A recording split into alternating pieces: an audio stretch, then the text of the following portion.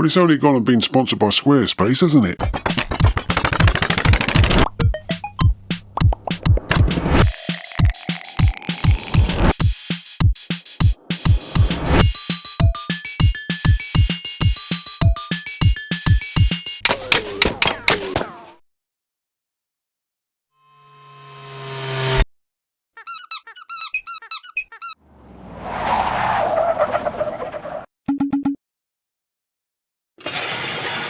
Well, hello everyone, welcome to episode 77.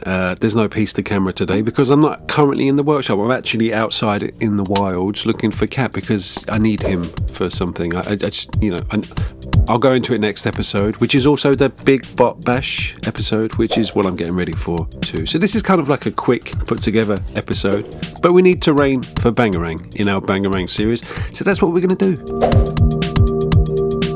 Now, I've got so much junk in my workshop, I kind of want to use as much of it as I can for this episode. I need 4 cube-shaped pieces of terrain and 4 rectangular pieces and 2 bridges, which is kind of like the minimum requirement for a Bangarang game. What is that, a bird feeder? But that's what we're going to do, and I'm just going to try and use as much of this crap as possible. If you ever wonder what I use in my hair, there you go. So much crap.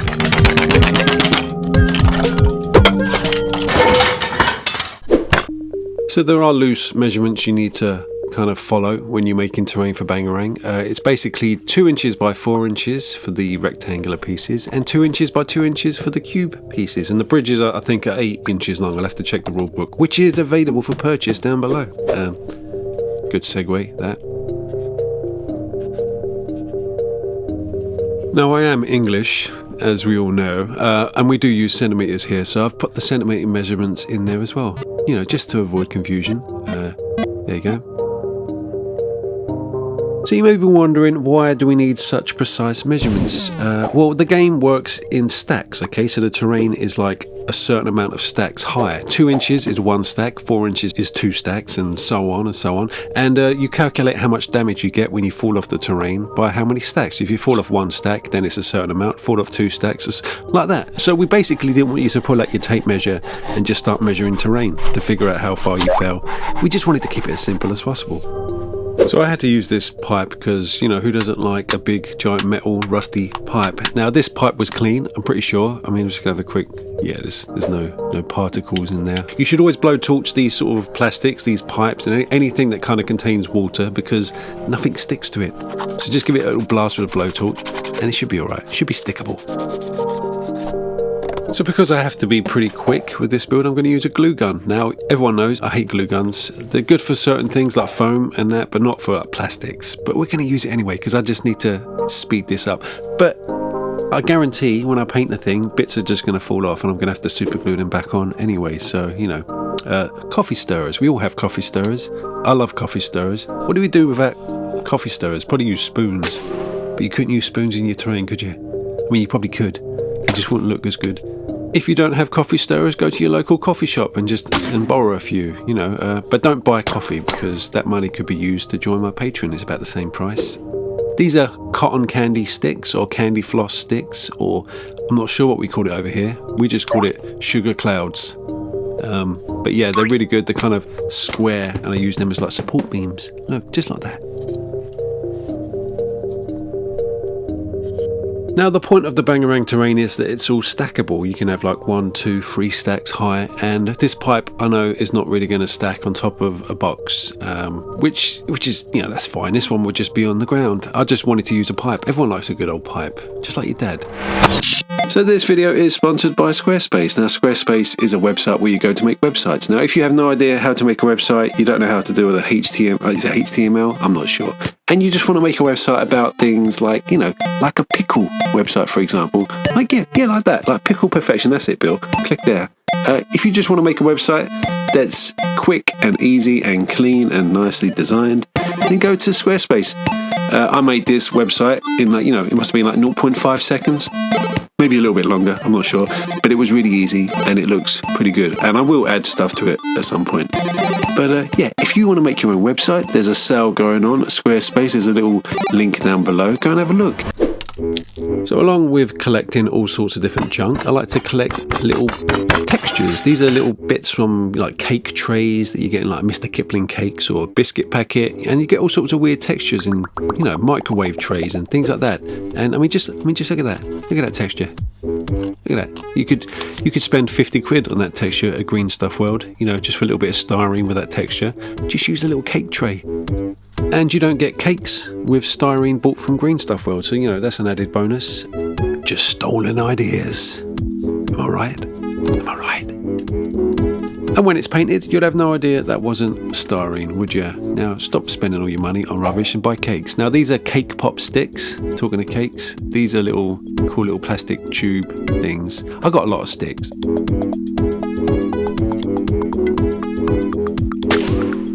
So I want these pieces of terrain to look a bit, you know, slapdashed, a bit orky. Do you know what I mean? Like the people at Respite aren't really engineers. They just kind of chuck these things together. They just wanted to build a bit of a platform on top of this pipe that was sticking out of the ground.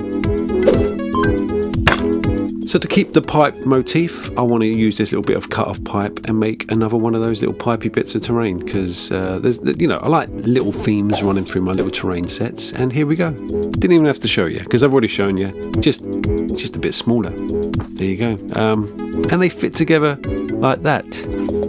And yeah, I don't want to say yeah too much. I sound like miniature hobbyist. So a little while ago I was sent a load of XPS foam. I assume this is XPS foam, I don't know, but it is exactly 5 centimeters tall, which makes it quite handy for another piece of rectangular terrain. Now you could use a Proxon to cut this thing straight, or you could cut it really wonky like I do with a knife. Look, I do have a Proxon, but I don't like to use it because not everyone has one and it's a bit fancy pants, and you know, I like it to be accessible for everyone, even people who can't cut straight lines like me. I'm sure there's a word for someone who can't cut straight lines. I'll look it up later. Now this thing is like a hole punch thing, but it's not. It kind of cuts beveled corners in card and paper, just like this. Look at that. It's pretty fun, actually. I do like beveling corner, even if it's like a, you know, tax return. I'll just bevel the corner of it, just because I can.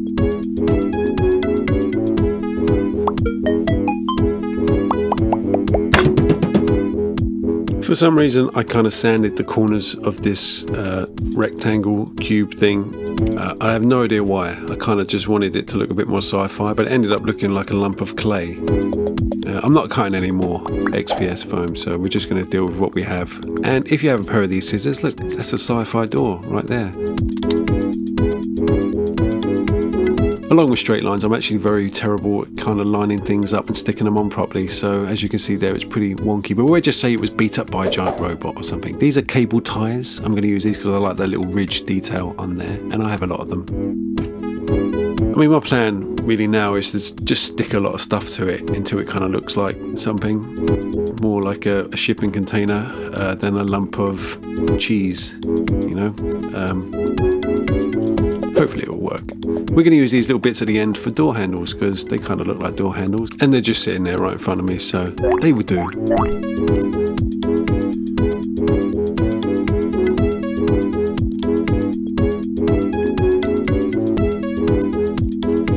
So we're going to use these toothpicks as kind of like hinges on the side. The sharp bits have been cut off previously, probably for teeth, for some kind of clay monstrosity. It sounds like me. And there we go. There's a kind of crate. Get all those little gluey strings off from the horrible glue gun with a heat gun, and there you go. We'll put some rivets on it later. Whenever I'm in a charity shop, I always pick up little building blocks, little kids building blocks, because, you know, who wants to make cubes? No one, really. I mean, you might want to make cubes.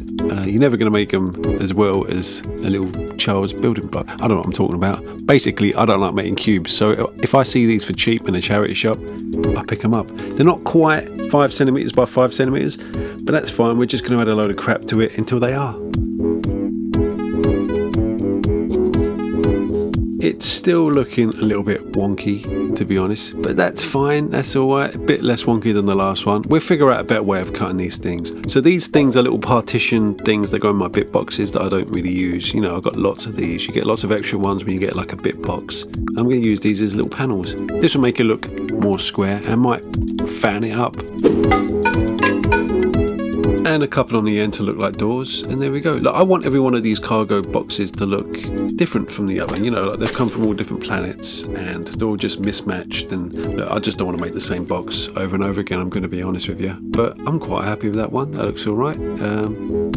Yeah, better than the last one anyway. So let's make a cube version of that with a bit of foam and, you know, what I just did, and we're just going to use a little bit of magic.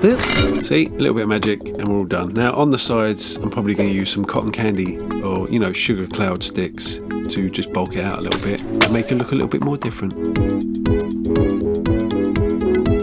Variety is the name of the game today. We're just trying to make as many varied different crates as possible. That's my excuse and I'm sticking to it.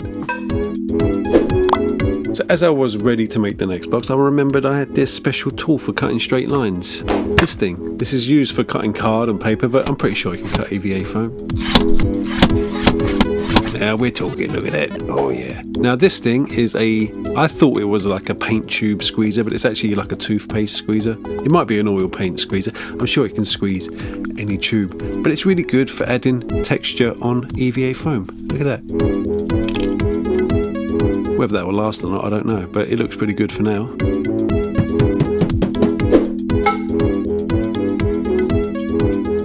So while I glue all these little bits of foam to these cubes, I want to say thank you to everyone who purchased a physical copy of Bangarang in the Gutterlands. You help support channels like this and independent game makers like Ben Apocrypha now, or Ben Rose, as he's actually called. And I guess me now, I guess I'm an independent game maker, and thank you very much. So we're going to use some of this corrugated card. You can get this in any craft shop. It's like dirt cheap. And I used to use this stuff all the time. I haven't used it in a while, so I figured I might as well use it. Make this box look nice and extra tatty. You know, make it look different from the others. This is a window spacer, as I've been told. Just any little bits of texture, really. I'm just going to stick it all over it. So yeah. Sorry, I keep sounding like miniature hobbyist today. Come on, Bill, you're better than that. Now, if there's an excuse for me to make like an old-fashioned wooden crate, I'm going to take it. I mean, I'm going to be honest with you. I love making me little wooden crates with little coffee stirrers, which is what I'm going to do right now. Like, I know it's not very futuristic. I mean, there might still be wooden crates in the future. I don't think there's even wooden crates now, but they're fun. So while you watch me make a lovely, beautiful wooden crate, why not go and join Patreon? Now, I don't update a lot of stuff on Patreon. It's not really about that. It's about supporting a channel you want to see continue. Now, it's the only way I really can keep this channel going is with Patreon. Ad revenue is terrible. I do get sponsorship money, but not quite as much as you think. And this is my full-time job, supporting kids and buying food, all that stuff. And hopefully it's a nice source of entertainment for you lot. So if you do enjoy it, consider supporting, I wouldn't say arts, that's a bit much. Support a channel you like watching on YouTube. There we go. But back to the build, I'm going to use another little bit of this pipe here. I don't like using a bit of something and then wasting the rest. I'm just going to use the whole bit of plastic pipe and make 3 pieces of terrain using the same piece of pipe. Why not? Look, I mean, it's all part of the motif, I guess. Is that the right word? Probably not. But you know what I mean. Look, it's a pipe with a little platform on top. It would go with the other pipe platform things. So if my maths is correct, that's right, I did say maths, not math. That's 4 cubes and 4 rectangles. That means we just need 2 bridges, which I guess I'll probably make, now.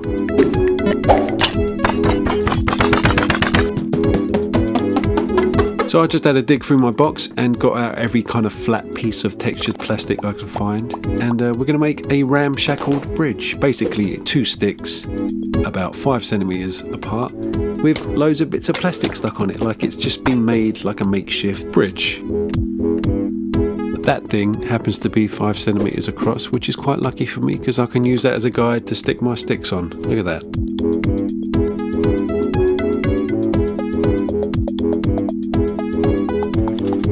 And now it's just a matter of sticking bits of plastic on, wherever you like. I like to make them a bit janky, a bit wobbly, you know, like this bridge was made in a hurry for a quick bangarang match. And just pick any interesting bits of plastic you have, like that thing. I have no idea. I think that's from a printer. This is probably from some MDF paint rack. just have fun with it, you know. I'm having fun with it. I mean, despite how my voice sounds, this is really fun for me. I'm having so much fun. Yeah, have fun, everyone. That's what's important. Fun.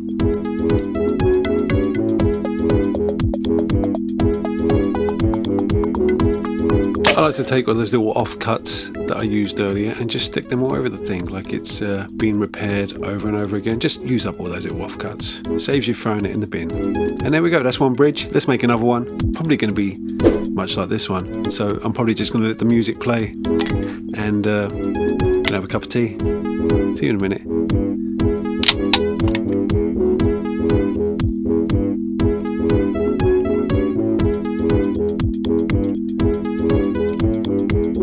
And there we go, that's the second bridge done. Now that is a lot of terrain for one video. Now to really make my life easier, we need to just cover the whole thing in rivets. That's going to be a lot of rivets. Oh God.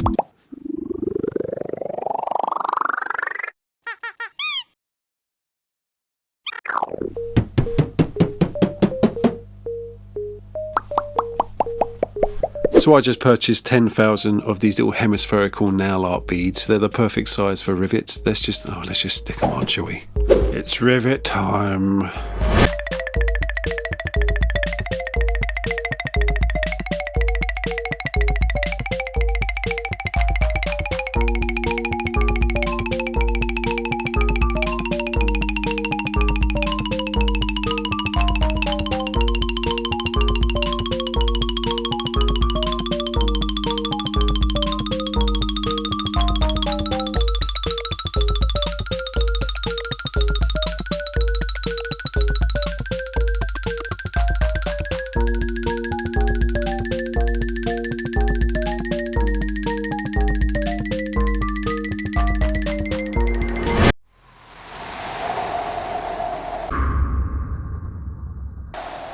Haven't seen that title plate in a while. Now this is a pyrography tool. You use this to carve designs into wood, but we're going to use it to melt holes in plastic. Now that's not very good for you, so use a little respirator like I am.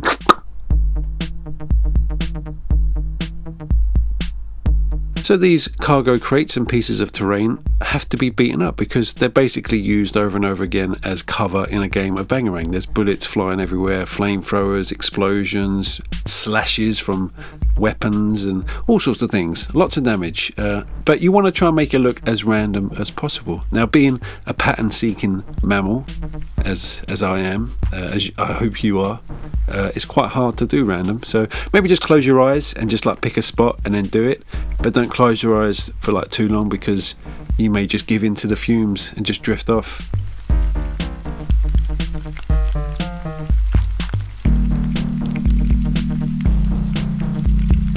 Huh? What? Where am I? Oh, yeah, also if you've got a little wooden crate you can use a little drill to drill little bullet holes in. Smells in here.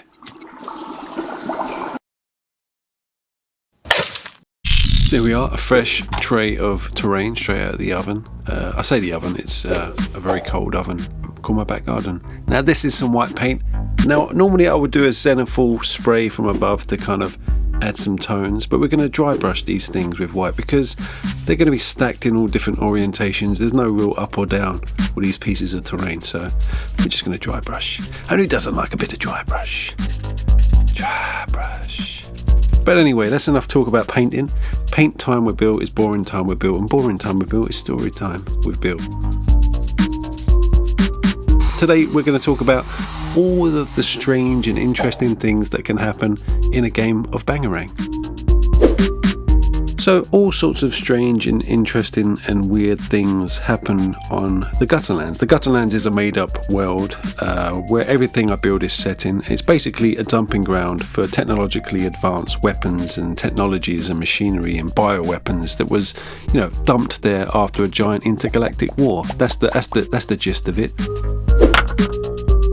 Just basically means that the whole planet is like a cocktail of craziness, a giant funland of madness that will murder you in a second, in many interesting ways.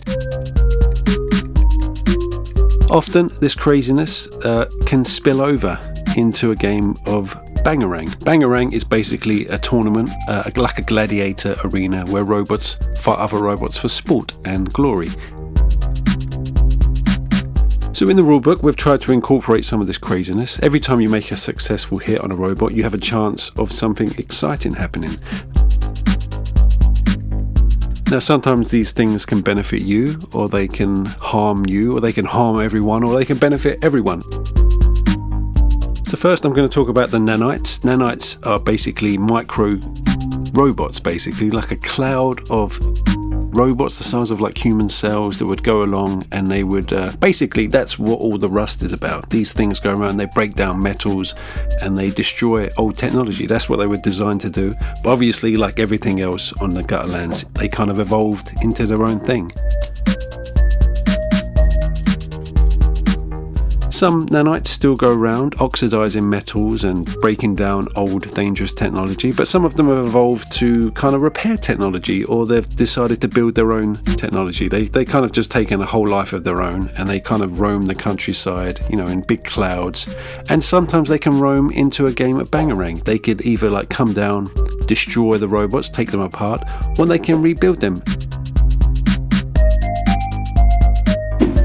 Another thing that can happen that's pretty strange is, well, the robots for Bangarang are usually made using technology and junk from the planet, and the people at Respite have no idea what this technology does. They know how to make a robot, that's about it. They're not sure what parts they're using. Sometimes these parts can awaken and give the robots like extra benefits, like an extra weapon, stuff like that. They can miraculously repair themselves, or they could drop a little canister that will explode and kill them and everyone around them. So the bots in Bangarang, they do have artificial intelligence, but not too much. They're kind of restricted so that the human operators can use them in the fights. But once in a while, they can hear something called the call. The call is basically that, a call from the plant. The plant is a giant artificial intelligent being that lives underground, and it calls all robots to its aid, where it can rework them and remake them into whatever it needs them to be. So basically it makes an army of these weird rust husks, they call them. They're basically like empty AI units that go out and do its bidding. So anytime in a match that can happen. Or the bots mysteriously turn to one direction and just start heading off the pitch until they regain control of their artificial intelligence, or their human operators regain control of them.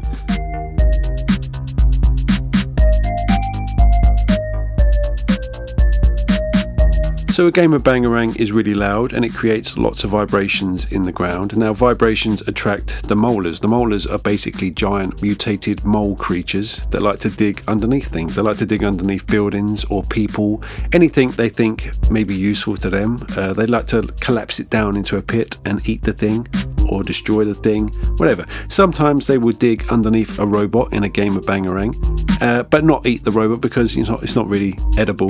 They would just leave them alone and dig a tunnel somewhere else. Basically, this will create like a little tunnel underneath the whole gaming board where a robot can travel from one side to the other.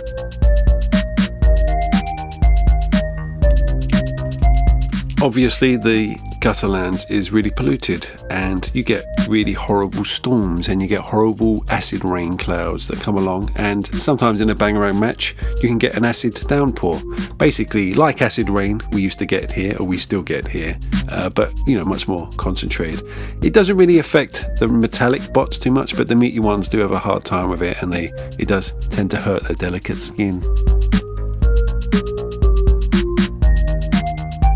So the last interesting thing that can happen in a Bangarang match that I'm going to talk about is a marrow sucker outbreak. Now marrow suckers are small insects about the size of like a pound coin or a quarter, and they have giant sharp noses. They're kind of like, they look like little miniature sharp bullets. Now they whiz through the air at the speed of sound in swarms, and they stick straight into the bone of any creature or human they make contact with, and they suck the marrow out. That's kind of what they eat.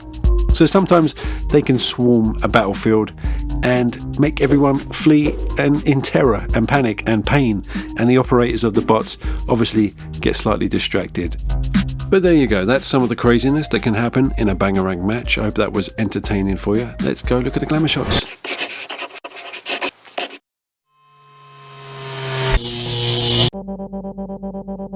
So there we have it. That's all the terrain done for Bangarang. There's just one more Bangarang episode in this series, and it would be me playing a game of Bangarang with, possibly a rematch with someone. We don't know yet. We'll find out, maybe. Just keep watching the channel. The next episode is the Big Bot Bash, which is basically a big collaboration with a load of other YouTubers, so you want to stick around for that. And I do apologise for not being in the workshop talking to camera, because I'm out there every day looking for Cat. He's off wandering with his little leather jacket. He thinks he's in Kung Fu, or he thinks he's Jules at the end of Pulp Fiction. Either way, I need to find him. It's very important. So if anyone sees him, let me know. I don't want him back on the show by any means. Despite what you lot might say in the comments, I don't want him back on the show. It's nothing to. The show's doing fine. Without him, I don't miss him at all. But I'll find him. And I just want to say a big thank you to my patrons for supporting the channel. For always supporting the channel. This channel exists because of you. Everyone say thanks to the patron. Go on, I'll wait here. Say thanks to him.